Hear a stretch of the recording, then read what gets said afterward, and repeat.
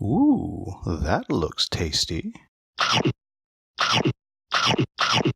You are a high-tech, futuristic agent. You have the ability to travel through time and space. Well, maybe not time, but at least space. Imagine your dismay when you travel to a new dimension only to find another agent already there. It's time to strike him, kick him out of your dimension, and slip away. Welcome, folks. Today the Hungry Gamer is back with another Kickstarter preview. Today we are talking about Slipstrike, a two-player game by David Gerard with art by Justin Hillgrove and published by Junk Spirit Games. Now, before I get any further in, please make sure you have your Klingon subtitles turned on, because if I make any mistakes, that is where you will find most of the corrections.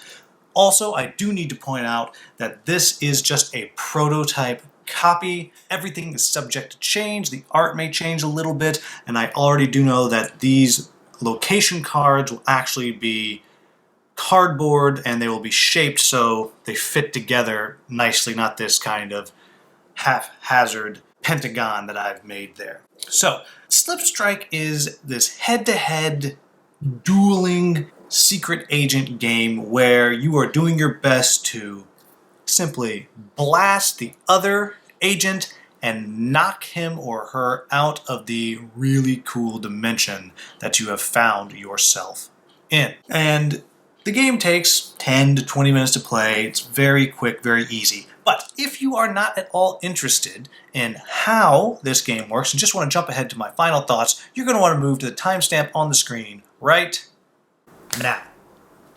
And for those of us still here, let's quickly go through what you see before. So in front of you, you see 5 different locations in the city that you're dueling in.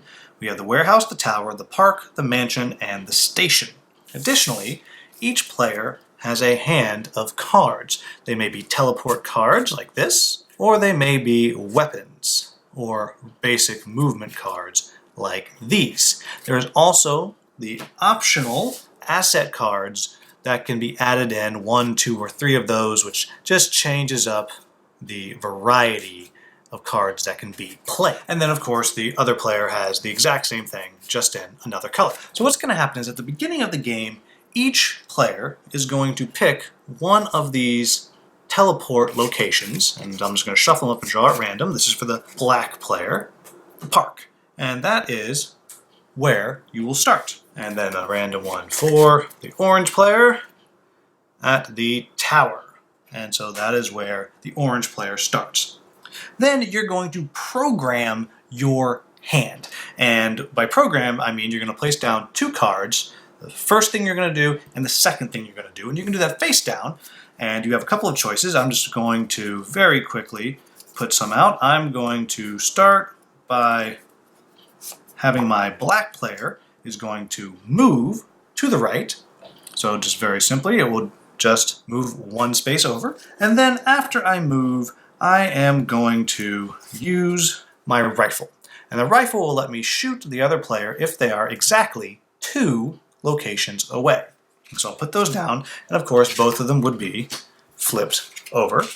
And then for the other player, I'm just going to randomly put 2 out, because I have no idea what's going to happen, and we'll say they're going to do this, and then they are going to do that afterwards. So we both flip our first card, which is, as I've already said, I'm going to move to the right. And the other player, they tried to stab me. That means if we were in the same location, I would take a damage. So had I moved to the left, then the orange player guessed absolutely right. But as it is, nothing happens. You look down here, you'll see that this card has a 0 cooldown, which means it goes right back into my hand. This card here has a 1 cooldown. So what that means is you set it down face up next to you, and that means next turn you'll be able to use it. So after the next turn, it will go back into their hand. So I'll just set that right over here for the moment. Then we flip our other card. And movement always happens first. So the orange player is teleporting to the park.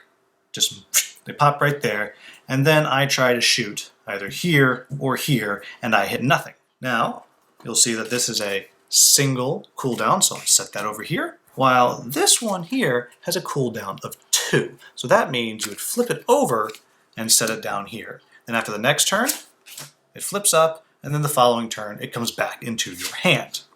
And so I have that set right over there. Then we rinse and repeat. Now, let's just say, for the sake of argument, that first turn, I had wound up right here, when the orange player knifed me. So what would then happen is, I'm not dead. What happens is, I have to go through, and I have to pick one of my available teleport cards. And I have to discard the card, and the idea is, what's going on is, they're coming at me, they've hit me, and they've just kind of damaged my suit as I activated my teleporter to get away. So I'm going to go ahead and just discard the mansion, and it means just as they're hitting me, I activate my teleporter and whoosh, I teleported right over there, and now this card is out of the game. You get to keep teleporting away until you have no more available teleport cards. When that happens, if you get hit again, you are out of the game. And that's it. That's how this game works. Again, I want to show you quickly some of the other things that you can get, some of these assets that you can draw. So for example, if I have the rifle upgrade, and we both, at this point, are shooting each other with the rifle, 1, 2, we're each 2 away, if I played my rifle upgrade, I would get to have mine happen first, and theirs would not happen. There's things like the shield generator, and again, you can kind of see what that does. Some of them have cooldowns, like this one, and the ones like this upgrade just gets discarded from the game. Others are on a cooldown up until someone gets hit, and then they go to a cooldown of 2, 1 round, then it flips over, and then you get it back. And you get the idea. So that's it. That is Slip Strike. It is as simple as it sounds. So, what do I like about this game? First of all, and I think everyone's going to agree with me, and I believe the coloring is going to be different on this, but I'm going to bring these a little closer and check out these really cool little agent meeples with their little ties on there. And I believe the idea is that eventually the orange one's going to have a black tie, and the black one's going to have an orange tie. And I just think they're super cool. I love them. They're adorable. They're the best. I also really like just the way the game works. It's so easy. It's so fast. And as you're playing, you can't help but just start laughing as you start hitting each other. Or even better, where you think you know exactly what they're going to do, and then they do the exact opposite. We're here, and I'm thinking, there's no way he's going to come at me. But nope.